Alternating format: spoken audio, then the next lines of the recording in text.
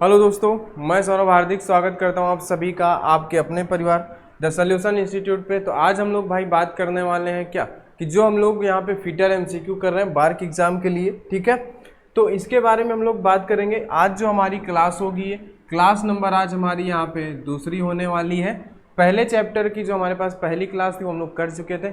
आज हम लोग जो है दूसरे चैप्टर हम लोगों ने यहाँ पे उठाया हुआ है, जो कि है हमारे पास मात्रकों की पद्धतियां, है ना। यानी कि मात्रक वाले चैप्टर से जो हमारे इंपॉर्टेंट क्वेश्चन हैं, जो हमेशा रिपीट होते हैं, उन क्वेश्चंस की हम लोग यहाँ पे बात करेंगे, है ना। और बेसिक क्वेश्चन है जो हर एक एग्जाम में आते भी हैं, वो इसरो हो, बार्क हो, है ना, डीआरडीओ हो, कुछ भी हो, वहाँ पे ये क्वेश्चन आपको देखने को मिलते हैं, ठीक है। तो मोस्ट इंपॉर्टेंट एमसीक्यू है ना, यानी कि जिसे आप कह सकते हो महत्वपूर्ण, ठीक है ना, महत्वपूर्ण प्रश्न है और जो कि प्रीवियस ईयर क्वेश्चन ही है, ठीक है। तो बात आप समझ गए होंगे। ये हमारा है किसके लिए, बार्क के लिए, ठीक है। बार्क एग्जाम 2023 जो अभी अगस्त लास्ट या फिर सितंबर में होने वाला है, ठीक है। चलिए, तो आज की क्लास हम लोग स्टार्ट करते हैं भाई बिना किसी देरी के। और ये रहा आपके सामने पहला क्वेश्चन। तो सभी लोग इसका आंसर देंगे। 1 यार्ड यानी 1 गज कितने इंच के बराबर होता है भाई। तो सभी लोग बताएंगे कि 1 गज जो है कितने इंच के बराबर होता है। तो भाई सबसे पहले, है ना, कुछ हम लोग बात कर लेते हैं मील, गज और फुट के बारे में, है ना। तो देखो, सबसे पहले तो बात करते हैं कि भाई 1 मील बराबर होता क्या है ना। 1 मील बराबर हमारे पास होता क्या है। तो भाई 1 मील बराबर हमारे पास होता है 1760 गज। बात तो समझ गए, 1 मील बराबर 1760 गज। उसके बाद 1 गज बराबर हमारे पास क्या होता है, 3 इंच। क्या होता है, 1 गज में हमारे पास होते हैं कितने, 3 फुट, है ना। हम यहाँ पे इंच नहीं फुट, है ना। 1 गज में हमारे पास कितने होते हैं भाई, 3 फुट होते हैं, ठीक है। फिर अगर हम लोग बात करते हैं 1 फुट की, हमने मील की बात की 1760 गज हुए, 1 गज की बात की 3 फुट हुए। अब 1 फुट की बात करते हैं तो हमारे पास कितना आ जाता है भाई, 12 इंच। 1 फुट में हमारे पास कितने आ जाते हैं, 1 फुट में हमारे पास आ जाता है 12 इंच। बात समझ गए।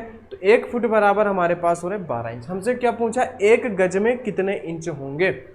तो देखो 1 गज में, तो हम लोग यहाँ से क्या पकड़ेंगे भाई, इसको पकड़ेंगे, है ना। 1 गज बराबर 3 फुट होता है, 1 फुट में हमारे पास 12 इंच होता है ना। तो यहाँ पे 3 फुट है, 1 गज के बराबर 3 फुट है। तो हम लोग 12 का गुणा 3 में करा देंगे, यानी 1 फुट में 3 इंच हुए। एक फुट में हमारे पास 12 इंच हुए, तो 3 फुट में 36 इंच हुए। कितने हुए, 36 इंच में, जो कि 1 गज के बराबर होंगे, ठीक है। तो 1 गज बराबर कितना हो जाएगा हमारे पास, 36 इंच हो जाएगा। बात समझ गए। तो ये भी इंपॉर्टेंट है, इसे भी याद कर लेना। 1 मील बराबर 1760 गज, 1 गज बराबर आपके पास कितना हो जाएगा, 3 फुट, और 1 फुट बराबर हो जाएगा आपके पास 12 इंच। बात समझ गए। चलिए आगे हम लोग चलते हैं नेक्स्ट क्वेश्चन पे। नेक्स्ट क्वेश्चन हमारे पास का 1 माइक्रोन, है ना। ये यहाँ पे माइक्रोन का सिंबल है। 1 माइक्रोन किसके बराबर होता है भाई, ठीक है। आपको बताना 1 माइक्रोन किसके बराबर होता है, ठीक है। ये सभी को पता होना चाहिए कि भाई 1 माइक्रोन बराबर हमारे पास क्या होता है, 0.001 मिलीमीटर। क्या होता है, 1 माइक्रोन बराबर 0.001। अगर ऑप्शन कहीं पे है तो आप उसको टिक कर लीजिए।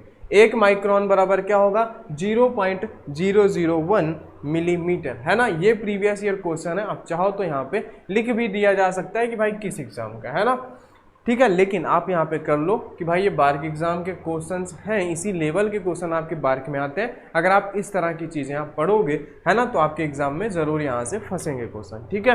तो 1 माइक्रोमीटर बराबर 0.001 मिलीमीटर, ठीक है। चलो आगे बात करते हैं हम लोग नेक्स्ट क्वेश्चन की, जो हमारे पास तीसरा क्वेश्चन है। 12 mm को इंच में बदलो। किसको बदलो भाई, 12 mm को इंच में बदलो। इंच में बदलना है mm को। तो भाई देखो, सबसे पहली बात, 1 इंच बराबर आपके पास कितना होता है, 1 इंच बराबर आपके पास कितना होता है, 25.4 mm। 1 इंच बराबर कितना हो गया आपके पास, 25.4 mm। बात समझ गए। तो 1 mm बराबर क्या होगा, है ना, 12 mm को बदलना है। 1 mm बराबर क्या होगा, तो 1 mm बराबर आपके पास हो जाएगा 1/25.4 इंच हो जाएगा ना। mm को ही इंच में बदलना है ना, तो भाई हमने देखा 1 इंच बराबर 25.4 mm होता है, तो 1 mm बराबर करोगे तो ये 25.4 जो है इसके नीचे चला जाएगा, तो 1/25.4 इंच। अब हमसे पूछा क्या है कि 12 mm है ना, तो यहाँ पे क्या हो जाएगा कि भाई 12 mm बराबर कितना हो जाएगा, ठीक है, 12 इंटू 1/25.4 इंच। बात समझ गए। तो इसको अब आपको डिवाइड करना है, क्या करना है आपको डिवाइड करना है। आप क्या करोगे 12, ये नीचे से दशमलव हटाओगे, ऊपर 0 लग जाएगा, अपान में 254 है ना। अब इसका आप भाग दे के देख लो, क्या करके देख लो, भाग दे के देख लोगे। आप भाग दोगे तो भाई ऊपर छोटा नंबर है 0 पॉइंट, आप एक 0 लगा लोगे, 1200 हो गया। अगर 6 बार भाग दोगे 6 दूनी 12 हो जाएगा, 5 बार भाग दोगे 5 दूनी 10 हो जाएगा, और 5 25 ये भी ज़्यादा हो जाएगा, आप भाग दो 4 बार, है ना। तो कितना हुआ, 4 दूनाई 8 यानी 800 वो हो गया, 25 चौको 100 900 हो गया, और 4 चौको 16 यानी 916 हुआ। कितना हुआ 916। तो आपके पास आप देख सकते हो यहाँ पे आंसर 0.4 का हमारे पास एक ही है, तो आप यहाँ पे टिक कर दोगे, है ना। आप इस तरह के भी आंसर टिक कर सकते हो, ऐसा नहीं आप पूरा सॉल्व करने बैठ जाओ। जैसे 0 पॉइंट के बाद एक नंबर मिला, आपने मैच किया 0.4 है, तो आपने लगा दिया कि 0.472 इंच ये जो है हमारे पास आंसर हो जाएगा, 472 इंच। ठीक है भाई, बात समझ गए ना, समझ गए। हमें इनके बीच का रिलेशन आना चाहिए कि भाई 1 इंच बराबर 25.4 mm, तो हमने 1 mm बराबर निकाल लिया, तो भाई 1/25.4 इंच, 12 इंच था, 12/25.4 इंच आ गया हमारे पास आंसर 0.742 इंच। ठीक है, समझ में आ गया। चलो आगे बात करते हैं ना। और इस क्लास की जो पीडीएफ है, पीडीएफ लेने के लिए आपको डिस्क्रिप्शन पे व्हाट्सअप का जो है ग्रुप भी मिल जाएगा, टेलीग्राम भी मिल जाएगा, तो आप व्हाट्सअप ग्रुप पे जुड़ जाइएगा, वहाँ पे आपको ये पीडीएफ मिल जाएगा भाई। ठीक है, 1 माइक्रोन का मान बताओ। अब भाई बताओ 1 माइक्रोन का मान क्या होता है। ठीक है, 1 माइक्रोन का मान बताओ। यहाँ पे तो mm पे दिया हुआ है ना। हमें पता है कि भाई 1 माइक्रोन बराबर क्या होता है, 10⁻⁻6 मीटर। कितना होता है, 1 माइक्रोन बराबर 10⁻⁻6 मीटर। लेकिन हमें इस मीटर को कन्वर्ट करना है mm पे, तो 10⁻⁻6 इंटू हम कर देंगे 10⁻3, तो ये कन्वर्ट हो जाएगा mm में। तो आपके पास क्या आ जाएगा, -6 में ये +3 चला जाएगा, बचेगा -3 का mm। बात समझ गए। अब देखो ऊपर माइनस है भाई, देखो ऊपर है हमारे पास माइनस है, नीचे ले आओगे ये हो जाएगा 10⁻3, यानी कि आ जाएगा 1/1000 mm।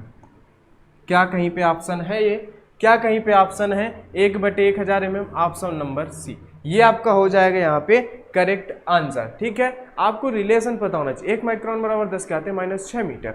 और जब भी हमें उसको mm से, जैसे देखो मीटर से हम mm पे जा रहे थे, जितना हम लोग छोटे पे जा रहे थे उतने ही 0 का हमें गुणा कराना होता है।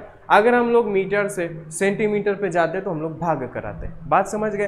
भाग का मतलब क्या, माइनस का गुणा करा देते, क्योंकि नीचे भाग कराने मतलब ऊपर 0 लाओगे माइनस हो जाएगा। ठीक है, तो इतना ही आप समझो यहाँ पे कि 10⁻⁻6 मीटर होता है। इसको हमें mm पे कन्वर्ट करना था, हमने 10⁻3 का गुणा कराया, यानी 1000 का गुणा कराया। ये हमारे पास कितना हो गया, mm पे बदल गया, 10⁻−3 आया, 1/10⁻3 किया, 1/1000 आ गया, जो कि हमें ऑप्शन पे दिया हुआ था, हमने उसको टिक कर दिया। बात समझ गए। चलो आगे बात करते हैं वेग में, वेग के परिवर्तन की दर। अब बताओ भाई वेग के परिवर्तन की दर क्या होती है। ये भी एक अच्छा क्वेश्चन है कि वेग में परिवर्तन की दर को हम लोग क्या बोलते हैं भाई, त्वरण बोलते हैं। क्या होता है, वेग में परिवर्तन की दर, वेग में परिवर्तन की दर को क्या बोलते हैं भाई, वेग में परिवर्तन की दर को त्वरण कहते हैं। क्या कहते हैं, वेग में परिवर्तन की दर को त्वरण कहते हैं। बात समझ गए। डी नंबर कैसे, कि भाई आप जा रहे हो, है ना,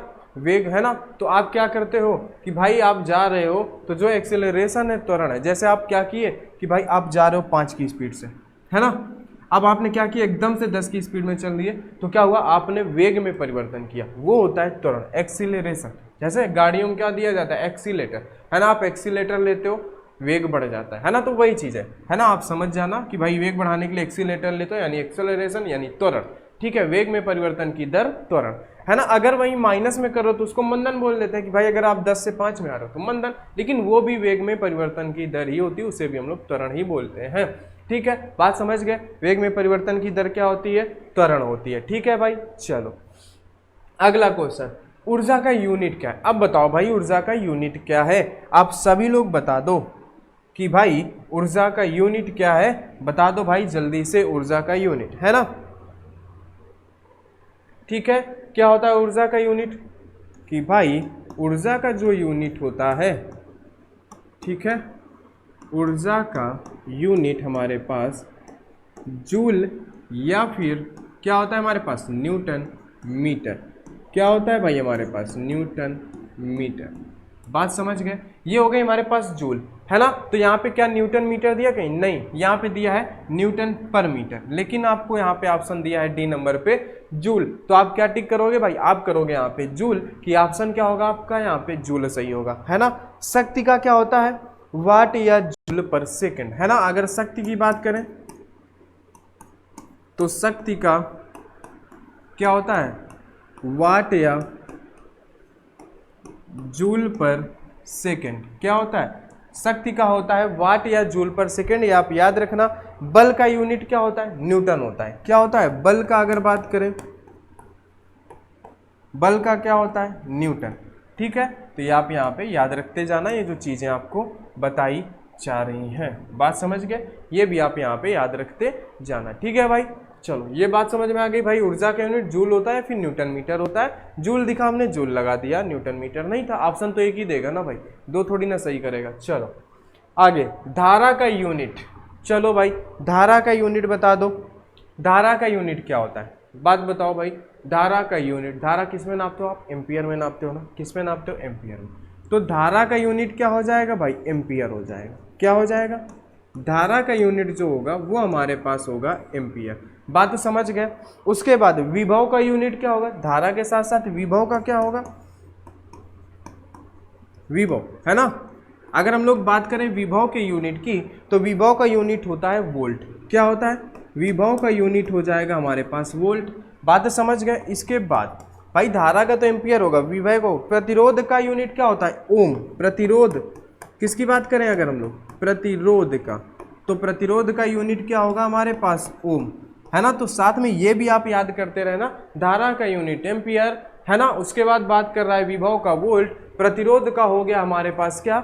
ओम। बात समझ रहे हो ना। अगर और बात करते हैं हम लोग, कार्य व ऊर्जा का यूनिट क्या होता है? जूल होता है। क्या होता है भाई? चौथे नंबर पे लिख लो,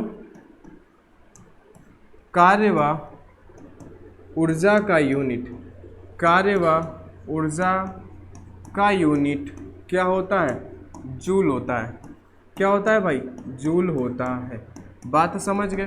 कार्य व ऊर्जा का यूनिट क्या होता है? जूल होता है। ठीक है, अब बात करते हैं आगे नेक्स्ट क्वेश्चन पे। नेक्स्ट क्वेश्चन हमारे क्या है? 60 डिग्री सेल्सियस को फ़ारेनहाइट में परिवर्तित करो। यानी कि सी की वैल्यू क्या दिया इन्होंने? 60 डिग्री। इसे क्या करना है? फ़ारेनहाइट में कन्वर्ट करना है भाई। आपको रिलेशन बताया गया था ना, क्या था, है ना, सी एफ आर और के बारे में। तो भाई ये क्या होता है हमारे पास? सी बटे, है ना। ये हमारे पास क्या होता है भाई? होता है हमारे पास सी बटे 5। क्या होता है? सी बटे 5 इक्वल टू एफ माइनस 32/9। बस इसी पे आपको क्या करना है? इनकी वैल्यू रख देनी है। सी की वैल्यू कितनी है? 60 है, बटे में हो जाएगा 12 इक्वल टू हो जाएगा एफ माइनस 32/9। इसको डिवाइड कर दोगे, 12 से 5 बार डिवाइड हो जाएगा। क्या हो जाएगा? 5 बार डिवाइड हो जाएगा। तो 5 इक्वल टू एफ माइनस 32/9, है ना। कितना हो जाएगा? 9 हो जाएगा। और ये हमारे पास कितना हो जाएगा भाई? यहाँ पे हमारे पास 12 ना होके 5 है भाई, है ना। यहाँ पे क्या है? 5 है। तो यहाँ पे क्या आएगा हमारे पास? 60/5, जो कि ये इससे 12 बार कैंसिल होगा, है ना, 12 बार। यहाँ पे हमारे पास क्या आएगा? यहाँ पे आ जाएगा हमारे पास 12। अब क्या करोगे? इसका मल्टीप्लाई करा दोगे, तो 12 नहीं है, कितना हो जाएगा भाई? 108 हो जाएगा इक्वल टू एफ माइनस 32। अब माइनस 32 इधर आ जाएगा, तो 108 प्लस का 32 इक्वल टू एफ। तो एफ इक्वल टू क्या हो जाएगा? 140 डिग्री फ़ारेनहाइट। बात तो समझ गए? हमने क्या किया? कि भाई सेल्सियस को कन्वर्ट किया फ़ारेनहाइट में तो कितना आया 140 आया, जो कि ये हमारे पास आंसर हो जाएगा 140। समझ गए कैसे आया? ये हमारे पास जो रिलेशन होता है उससे आया, जो कि हम लोगों ने पिछली क्लास में समझा भी था, है ना। पीछे वाली चैप्टर नंबर 1 में शायद हम लोगों ने इसे समझा भी था, है ना। तो आपको पता होना चाहिए। चलो आगे अब हम लोग बात करते हैं, अगले क्वेश्चन की तरफ चलते हैं। 9वें नंबर का जो हमारे पास क्वेश्चन होगा, पॉइंट का यूनिट क्या होता है भाई? चलो बताओ, पॉइंट का यूनिट क्या होगा? यहाँ पे पॉइंट कर लेना, ठीक है। पॉइंट का यूनिट क्या होगा भाई, बता दो। पॉइंट का यूनिट क्या होगा, है ना। पॉइंट का यूनिट है, पॉइंट मतलब किसका यूनिट है? तो पॉइंट जो है श्यानता का यूनिट है। किसका है भाई? श्यानता। ये चीज़ आप याद रखना, पॉइंट किसका यूनिट है? श्यानता का यूनिट है, ठीक है। पॉइंट किसका यूनिट है? श्यानता का यूनिट जो है पॉइंट है। बात समझ गए? चलो आगे बात करते हैं हम लोग यहाँ पे, एक पिंड में उपस्थित सामग्री की मात्रा को, जैसे आपके पास एक गोल गोल पिंड है, इसके अंदर जो भी है उपस्थित सामग्री को मात्रा, इसी को तो आप क्या बोलते हो? द्रव्यमान बोलते हो ना। इसी को तो आप क्या बोलते हो? इसी को तो आप द्रव्यमान कहते हो ना। क्या कहते हो भाई? इसी को आप द्रव्यमान बोलते हो। तो ऑप्शन क्या हो जाएगा आपके पास? ए नंबर, यानी कि द्रव्यमान, है ना। और क्या है? निश्चित आयतन में उपस्थित सामग्री को मात्रा को क्या बोलते हैं? निश्चित आयतन में। क्या हो जाएगा भाई? निश्चित आयतन में उपस्थित, निश्चित आयतन में उपस्थित सामग्री, निश्चित आयतन में उपस्थित सामग्री की मात्रा को क्या बोलते हैं भाई? उसको हम लोग बोलते हैं घनत्व। क्या बोलते हैं? घनत्व कहते हैं। क्या कहते हैं? को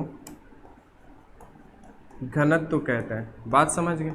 क्या कहते हैं? घनत्व। ठीक है, बात समझ में आ गई। चलो आगे बात करते हैं 12वें नंबर पे, 1 माइक्रोन से, है ना, मीटर के बराबर। 1 माइक्रोन मीटर के बराबर है। चलो भाई जल्दी से बता दो, हमारे पास क्या है? 11वें नंबर का, है ना।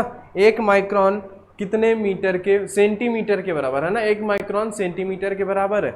1 माइक्रोन बराबर क्या होता है? देखो यहाँ पे 1 माइक्रोन बराबर, 1 माइक्रोन बराबर 10 की घाते -6 मीटर। बात तो समझ गए? 10 की घाते -6 मीटर। अब हमें क्या करना है? सेंटीमीटर में कन्वर्ट कर, मीटर को सेंटीमीटर में, है ना, छोटी यूनिट पे। तो हम क्या कराएंगे यहाँ पे? 10 की घाते -6 गुणा कराएंगे 10 की घाते 2, ये बन जाएगा सेंटीमीटर। कितना आ जाएगा हमारे पास? 10 की घाते -4 सेंटीमीटर, है ना। ये हमें बटे पे दे रहा है, तो भाई आप बटे पे कर दो। क्या कर दो? आप बटे पे कर दो। 1/1, 2, 3, 4 सेंटीमीटर। क्या ऑप्शन है कहीं पे? क्या है ऑप्शन? है कहीं पे 1/1000 सेंटीमीटर, ठीक है ना। तो यहाँ पे आप कर लेना भाई, mg नहीं होगा, यहाँ पे आप कर लेना सेंटीमीटर। तो ये क्या हो जाएगा? 1/1000 सेंटीमीटर। कितना हो जाएगा? 1/1000 सेंटीमीटर यहाँ से आपके पास हो जाएगा। ठीक है भाई, चलो आगे बात करते हैं भाई। यहाँ से 1 इंच के बराबर है। 1 इंच के बराबर क्या होगा भाई? 1 इंच के बराबर सीधे से आपको पता है 25.4। 1 इंच के बराबर 25.4 mm, ठीक है। अगर हम लोग बात करते हैं यहाँ पे 1 इंच बराबर कितने सेंटीमीटर? तो 2.54 सेंटीमीटर। बात समझ गए? 1 इंच बराबर 2.54 सेंटीमीटर, ठीक है, समझ गए ना। चलो अब बात करते हैं आगे क्वेश्चन की, 13वें नंबर की बात करते हैं। क्या होगा? निम्न में से कौन सा मूल इकाई नहीं है? चलो देखो, मूल इकाई होती कौन कौन सी है ये समझ लो पहले। मूल इकाई कौन कौन सी होती है भाई? सबसे पहले तो हमारे पास आ जाती है लंबाई, फिर क्या आता है हमारे पास? द्रव्यमान, लंबाई, द्रव्यमान, समय, धारा, तापमान, और क्या आता है? ज्योति तीव्रता। क्या आती है? ज्योति तीव्रता, है ना। और क्या आता है? पदार्थ की मात्रा। क्या आती है भाई? पदार्थ की मात्रा। और बाकी जो भी सारी हैं वो क्या इन्हीं से निकली हुई है, क्या इन्हीं से निकली हुई है। जो भी और इकाइयाँ हैं वो सब इन्हीं की इकाइयाँ, जिसे हम लोग व्युत्पन्न इकाई भी बोलते हैं, है ना। लंबाई द्रव्य ये 7 होती है हमारे पास। कितनी होती है? 1 हो गया, 2 हो गया, ये 3 हो गया, 4 हो गया, 5 हो गया, 6 हो गया, 7 होती है ना। लंबाई का एसआई पे मात्रक क्या होता है भाई, हम लोग यहाँ पे बात करते हैं एसआई पे, ठीक है। लंबाई का होता है मीटर, द्रव्यमान का होता है किलोग्राम, द्रव्यमान का हमारे पास क्या होता है भाई, किलोग्राम, है ना। समय का होता है सेकंड, समय का क्या होता है सेकंड। धारा का होता है एम्पियर, धारा का क्या होता है एम्पियर, ठीक है। उसके बाद तापमान का हमारे पास होता है केल्विन, तापमान का क्या होता है केल्विन। ज्योति तीव्रता का होता है केंडला, ज्योति तीव्रता का केंडला। पदार्थ की मात्रा का होता है हमारे पास मोल। बात समझ गए। ये होते हैं हमारे पास 7 मूल राशियां। तो आप देख लो यहाँ पे भाई, लंबाई, द्रव्यमान, समय, ये तीनों तो मूल राशियां हैं। पूछ रहा है मूल राशि कौन सी नहीं है, दाब। क्या नहीं है, दाब, ठीक है। समझ गए बात को, ये मूल राशि नहीं है ये हमारे पास, ठीक है, समझ गए। चलो आगे बात करते हैं नेक्स्ट क्वेश्चन पे। चलो आगे क्या है, वेग की एसआई इकाई क्या है ना। वेग बराबर होता क्या है भाई, वेग बराबर होता है हमारे पास विस्थापन बटे समय। क्या होता है वेग बराबर, वेग बराबर होता है विस्थापन बटे समय, ठीक है। विस्थापन का मात्रक, विस्थापन क्या एक दूरी ही है ना, तो क्या होगा इसका मात्रक मीटर होगा। समय का एस, तो क्या निकल के आ गया मीटर पर सेकेंड, है ना। तो ऑप्शन 1 में यहाँ पे देखो स्क्वायर होगा मीटर पर सेकेंड, है ना। 2 ऑप्शन सही नहीं हो सकते, आप ए नंबर सही कर लो, है ना, या ऊपर स्क्वायर लगा दो, बी नंबर सही कर लो, है ना, वो टाइपिंग पे गड़बड़ हो गया, ठीक है। तो बात समझ गए, ये समझ में आ गया, वेग बराबर विस्थापन बटे समय, समझ गए। चलो विस्थापन का m होगा एसआई पे मात्रक, समय का s होगा, तो मिला के वेग का क्या हो गया मीटर पर सेकेंड हो गया, ठीक है, निकालना समझ गए। चलो आगे बात करते हैं। अब यहाँ पे ज़्यादा थ्योरी तो बता ही नहीं जा सकती है। प्रेरण की इकाई क्या होती है, चलो बताओ, प्रेरण की इकाई बता दो जल्दी से। फिर प्रेरण की इकाई क्या होगी, प्रेरण की इकाई जो होती है वो होती है हमारे पास हेनरी। क्या होती है, हेनरी। हेनरी हमारे पास क्या है, प्रेरण की इकाई। हेनरी क्या है, प्रेरण की इकाई है। बात समझ गए। हेनरी क्या है हमारे पास, हेनरी जो है हमारे पास प्रेरण की इकाई है, ऑप्शन नंबर ए, ठीक है। बात समझ गए। इनकी प्रैक्टिस भी आप करते रहना, पीडीएफ के लिए व्हाट्सएप ग्रुप पे जुड़ जाना, आपको पीडीएफ मिल जाएगा, ठीक है। चलो विद्युत परिपथ में प्रतिरोध की इकाई होती है, विद्युत परिपथ में प्रतिरोध की इकाई क्या होती है ये बताओ जल्दी से, ठीक है। क्या होगा विद्युत परिपथ में प्रतिरोध की इकाई, क्या होगा भाई, विद्युत परिपथ में प्रतिरोध की इकाई होती है हमारे पास ओम। क्या होती है, ओम। बात समझो, है ना। किसी वस्तु का वह गुण, ये भाई देखो विद्युत क्या होती है ना, किसी वस्तु का वह गुण जो विद्युत धारा के रास्ते में रुकावट पैदा करता है उसे हम लोग क्या बोलते हैं, प्रतिरोध। क्या बोलते हैं, प्रतिरोध, है ना। आप यहाँ पे लिख भी सकते हो कि भाई किसी वस्तु का वह गुण, क्या लिख सकते हो कि भाई किसी वस्तु का वह गुण जो विद्युत के रास्ते में, विद्युत के रास्ते में यानी जो विद्युत प्रवाहित होता है, जो विद्युत परिपथ होता है, क्या होता है भाई, जो हमारे पास विद्युत धारा के रास्ते में, है ना, विद्युत धारा कर लो यहाँ पे भाई, क्या कर लो, विद्युत धारा के रास्ते में, विद्युत धारा के रास्ते में, ठीक है, विद्युत धारा के रास्ते में, विद्युत धारा के रास्ते में रुकावट पैदा करता है, विद्युत धारा के रास्ते में रुकावट करता है, विद्युत धारा के रास्ते में रुकावट करता है, उसे हम लोग क्या बोलते हैं, उसे प्रतिरोध कहते हैं भाई। उसे क्या कहते हैं, उसे प्रतिरोध कहते हैं। बात समझ गए, उसे क्या कहते हैं, प्रतिरोध कहते हैं, ठीक है, समझ गए भाई। चलो, है ना, ये क्या हुआ, विद्युत परिपथ में प्रतिरोध की इकाई क्या होगी, ओम होगी, है ना। और प्रतिरोध क्या होता है, किसी वस्तु का वह गुण जो विद्युत धारा के रास्ते में रुकावट पैदा करता है, समझ गए। चलो आगे बात करते हैं, 17वें नंबर क्वेश्चन पे चलते हैं। क्या होगा, 1 माइक्रोन कितने नैनोमीटर के बराबर होता है, तो 1 माइक्रोन बराबर, सीधी सी बात, 1 माइक्रोन बराबर 10 की घाते 3 नैनोमीटर, है ना। ये वन लाइनर है, आप इनको याद कर लो। 1 माइक्रोन बराबर 10⁻³ नैनोमीटर, ठीक है। चलो आगे बात करते हैं हमारे पास कि भाई यहाँ पे हमारे पास क्वेश्चन में क्या होगा, क्वेश्चन देख लेते हैं क्या होगा। 1 मिलीमीटर, है ना, यहाँ पे आप कर लो 1 मिलीमीटर, ठीक है भाई। यहाँ पे आप कर लो 1 मिलीमीटर, ठीक है। कितने माइक्रोन के समान होता है? 1 मिलीमीटर कितने माइक्रोन के समान होता है ना। अगर आप चाहो क्वेश्चन की स्क्रीनशॉट भी लेते जाओ, आप उनको तैयार कर सकते हो, ठीक है।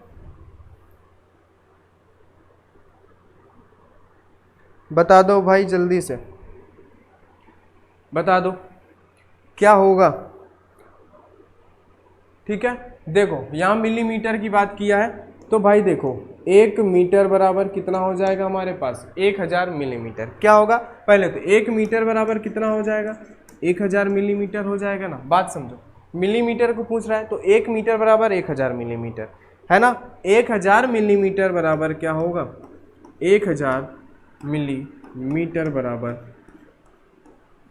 6 माइक्रोन, ठीक है। बात तो समझ गए, ये हो गया आपके पास माइक्रोन, ठीक है। अब क्या होगा, अब हमारे पास 1 मिलीमीटर का निकालना। 1000 मिलीमीटर बराबर इतने माइक्रोन, तो 1 मिलीमीटर बराबर कितने माइक्रोन।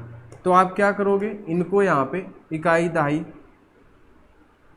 सैकड़ा हजार 10,000 लाख, है ना। 10 लाख था यहाँ पे माइक्रोन, अपान में कितने आ जाएंगे, ये 1000 आ जाएंगे। इन 3 जीरो से ऊपर के 3 जीरो कैंसिल हो जाएंगे, तो 1 मिलीमीटर बराबर आपके पास क्या निकल के आ जाएगा भाई, 1 मिलीमीटर बराबर निकल के आ जाएगा आपके पास 1 2 3 1000 माइक्रोन। कितना आ गया, 1000 है क्या कहीं पे भाई, देखो भाई ए नंबर सही है, 1000 माइक्रोन। कितना आ गया, 1000 माइक्रोन। समझ गए ना भाई, 1000 माइक्रोन। 100 mm बराबर उसी पे 3 जीरो बढ़ा दो, जितना इधर करते जाओ उधर गुणा करते जाओ, बात हो जाएगी बराबर, ठीक है। चलो आगे बात करते हैं हम लोग, 19वें नंबर क्वेश्चन की तरफ चलते हैं। 19वां क्या है, तापमान की एसआई इकाई क्या है ना। तापमान, है ना, अभी हमने बात की थी तापमान की क्या होगी, केल्विन होगी ना। अभी हमने जस्ट बात की थी जहाँ पे हमने 7 है ना मूल इकाइयाँ देखी थी, उनमें से एक तापमान था जिसका मान था केल्विन, है ना। तापमान क्या है, एक भौतिक राशि है। तापमान क्या है, देखो तापमान एक भौतिक राशि है। तापमान एक क्या है भाई, तापमान एक भौतिक राशि है जिससे वस्तु के ठंडे व गर्म होने के, है ना, जिससे वस्तु के ठंडे व गर्म होने का पता चलता है। ठंडे व गर्म होने का पता चलता है, वस्तु के ठंडे व गर्म होने का पता चलता है, वो होता है हमारा तापमान। बात समझ गए, और इसका एसआई यूनिट होता है, ठीक है, जो हमने बात कर ली, ठीक है। चलो आगे, दाब की एसआई यूनिट क्या होगी भाई, दाब का हमारे पास एसआई यूनिट क्या होगा, दाब बराबर क्या होता है भाई, देखो दाब बराबर होता है हमारे पास बल बटे क्षेत्रफल, बल बटे क्षेत्रफल। अब बल की यूनिट क्या होती है बता दो भाई, बल का क्या होगा, न्यूटन, बटे में क्षेत्रफल का मीटर स्क्वायर। क्या होगा, मीटर स्क्वायर। क्षेत्रफल में मीटर मीटर होता है ना, वर्ग होता है ना, तो ये हो गया मीटर स्क्वायर। तो भाई इसको आप क्या बोल सकते हो, न्यूटन बटे मीटर स्क्वायर बोल सकते हो, न्यूटन बटे मीटर स्क्वायर, या फिर आप बोल सकते हो इसको पास्कल, ठीक है। आप इन दो में से एक ही आपको ऑप्शन में दिया जाएगा, तो यहाँ पे आपको क्या दिया गया है, पास्कल, है ना। तो दाब बराबर बल बटे क्षेत्रफल, बल का मात्रक न्यूटन, क्षेत्रफल का मात्रक मीटर स्क्वायर, तो न्यूटन प्रति मीटर स्क्वायर, या फिर आप उसको पास्कल बोल सकते हो, ठीक है। चलो आगे बात करते हैं, नीचे दिए गए, है ना, यही है। चलो हाँ, नीचे दिए गए में से कौन सा सही, आप इनको एक बार सही करके लिख लो। ये यहाँ पे लिखा क्या हुआ है भाई, लिखा है यहाँ पे इन्होंने, सही करके लिख लेना, ओम बराबर वोल्ट बटे, है ना, एम्पियर, इन्होंने ये लिखा है, ठीक है, टाइपिंग वहाँ पे सही नहीं हुई है, इसे आप सही कर लेना। इसे क्या लिखा है, यहाँ पे एम्पियर स्लैश लगा लेना है ना, कूलाम बटे, यहाँ पे वोल्ट बराबर लिखा है इन्होंने कूलाम बटे जूल, कूलाम बराबर जूल बटे वोल्ट। तो इनमें से बताना है कौन सा सही नहीं है। तो भाई बता दो कौन सा सही नहीं है, बता दो भाई कौन सा सही नहीं है। तो भाई वोल्ट बराबर क्या होता है हमारा, जूल बटे कूलाम होता है ना, ये हमारा सही नहीं है। क्या है कि वोल्ट बराबर कूलाम बटे जूल नहीं होता। ठीक है, क्या होता है भाई, वोल्ट बराबर जूल बटे कूलाम होता है। क्या होता है, वोल्ट बराबर जूल बटे कूलाम होता है। बात समझ गए, वोल्ट बराबर क्या होता है भाई, वोल्ट बराबर होता है जूल बटे कूलाम। ठीक है, इतनी बात समझ में आई। चलो आगे बात करते हैं 23 नंबर। 1 माइक्रोन किसके बराबर होता है, 1 माइक्रोन किसके बराबर होगा। तो देखो 1 mm बराबर 1000 माइक्रोन, तो 1 माइक्रोन बराबर 1 बटे 1000 mm, इसका भाग दोगे 0.001 mm। ठीक है, 0 पॉइंट कहाँ गया भाई, ऑप्शन बी नंबर, क्या होगा बी नंबर 0.001 mm। ठीक है, सीधे हमने यहाँ से कर लिया जो अभी हमने क्वेश्चन किया हुआ था पीछे, हमने यहाँ पे क्वेश्चन अभी किया था ना भाई, पीछे किया था कि नहीं किया था, ये देखो 1 माइक्रोन, एक है ना, क्या था 1 mm बराबर यहाँ पे है ना, 1 mm बराबर 1000 माइक्रोन है ना। तो हमसे क्वेश्चन क्या पूछा था अभी इन्होंने अभी हमसे क्या पूछा भाई, इन्होंने हमसे पूछा 1 माइक्रोन किसके बराबर होता है ना। तो हमको पता है 1 mm बराबर 1000 माइक्रोन, तो 1 माइक्रोन बराबर 1 बटे 1000 हो गया हमारा काम, आ गया हमारे पास आंसर। ठीक है, चलो आ गया, आगे बात करते हैं। आगे क्या है हमारे पास, डेसिबल, यानी डीबी को मापने का यूनिट क्या होता है भाई, डेसिबल को मापने का यूनिट क्या होता है। तो डेसिबल को मापने का यूनिट हमारे पास होता है साउंड, यानी कि ध्वनि।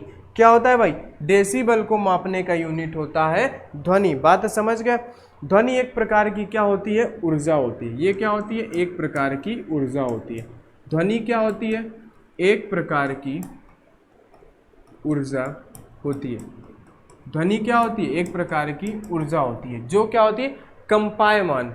ठीक है, क्या होती है, जो कंपायमान वस्तु से उत्पन्न होती है, जिसकी उस पर उत्पत्ति कहाँ से होती है, कंपायमान से होती है। यहाँ पे लिख लेना, जिसकी उत्पत्ति, ध्वनि की उत्पत्ति कहाँ से होती है, जिसकी उत्पत्ति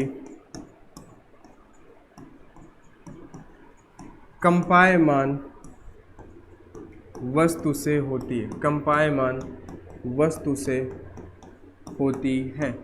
ठीक है, समझ गए ना। तो डेसिबल को मापने की यूनिट हमारे पास ध्वनि है, जिसकी उत्पत्ति कंपायमान वस्तु से होती है। चलो आगे 25 नंबर। 1 किलोवाट घंटा का मान भाई, 1 किलोवाट घंटा का मान होता है 3.6 इंटू 10 की पावर 6।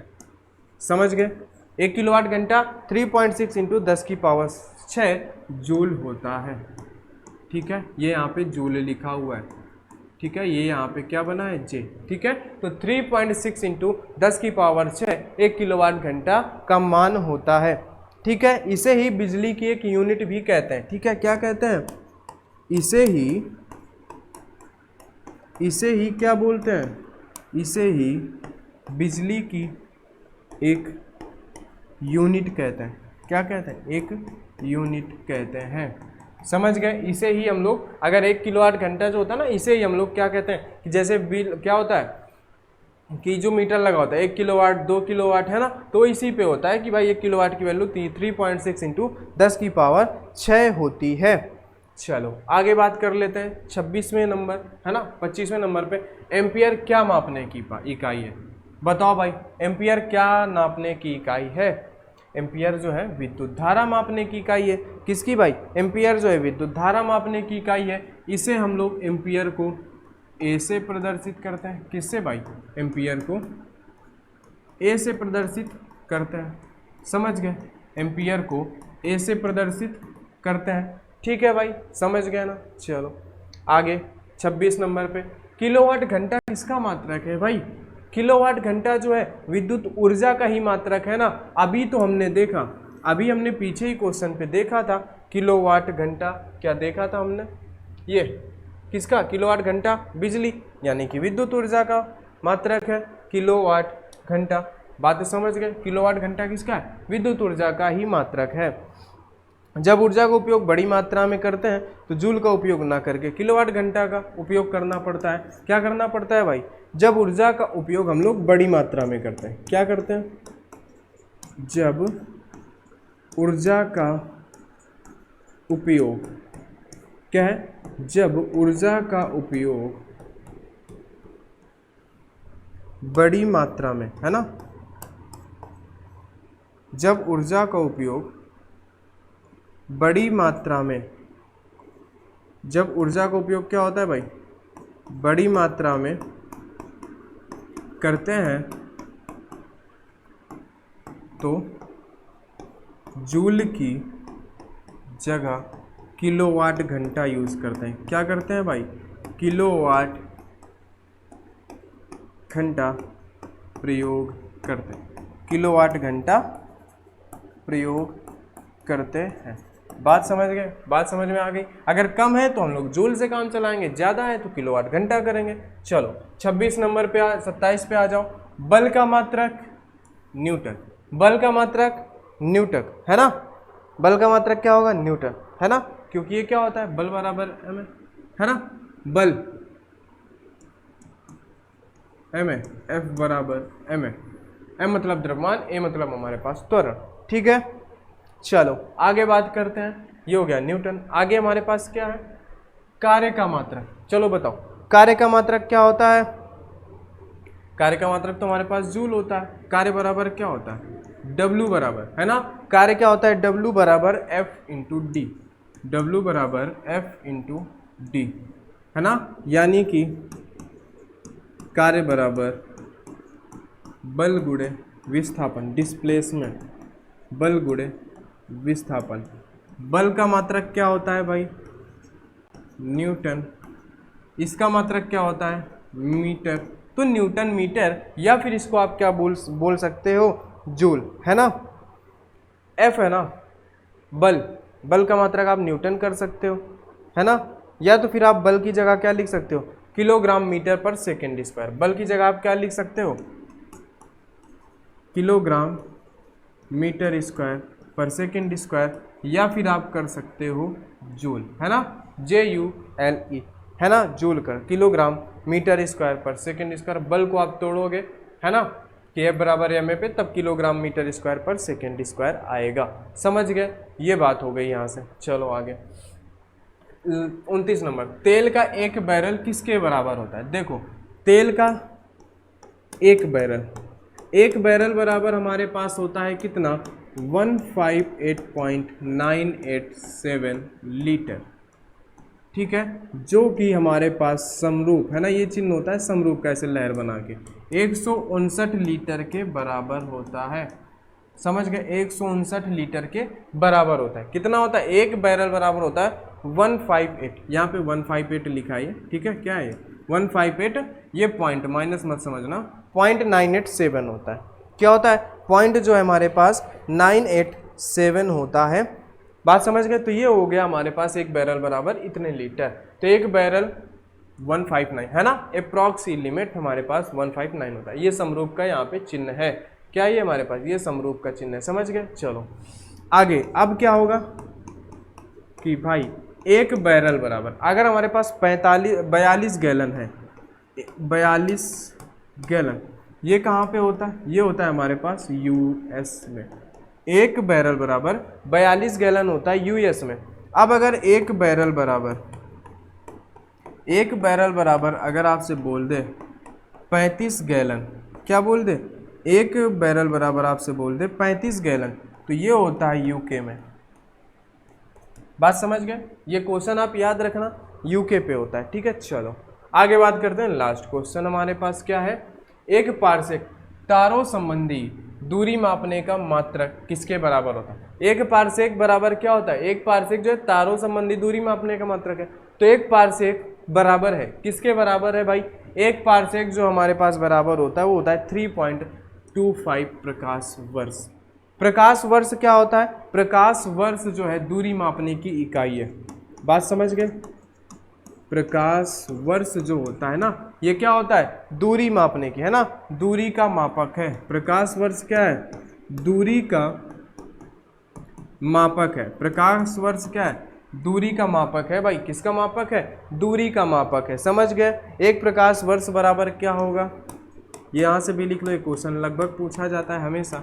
एक प्रकाश वर्ष बराबर आपके पास क्या होता है? इसको भी आप यहाँ पे लिख लो, 9.46 इंटू 10⁻15 मीटर। 9.46 इंटू 10⁻15 मीटर, ये होता है आपका आंसर। ठीक है, तो आज के हमारे पास 30 क्वेश्चन थे जो हमने मात्रकों की पद्धतियां से उठाया, जिनमें हमने बेसिक सारी चीज़ें बातें कर ली है ना। तो आप अगर और मजबूत करना चाहो तो इन्हीं क्वेश्चन से रिलेटेड और टॉपिक कवर कर सकते हो, आपका आराम से काम हो जाएगा। ठीक है दोस्त, तो चलिए दोस्त, आज की क्लास में इतना ही। अगर क्लास के क्वेश्चन आपको अच्छे लगे हैं तो आप क्लास को ज़रूर लाइक करिएगा और चैनल को सब्सक्राइब जरूर कर लीजिएगा और चैनल के साथ जुड़ जाइएगा। यहाँ पे पर डे आपको MCQ के क्वेश्चन मिलते रहेंगे। ठीक है, तो चलिए दोस्त, आज की क्लास में इतना ही। आगे हम लोग मिलते हैं नेक्स्ट क्लास में। वीडियो के लास्ट तक बने रहने के लिए सभी का बहुत बहुत धन्यवाद।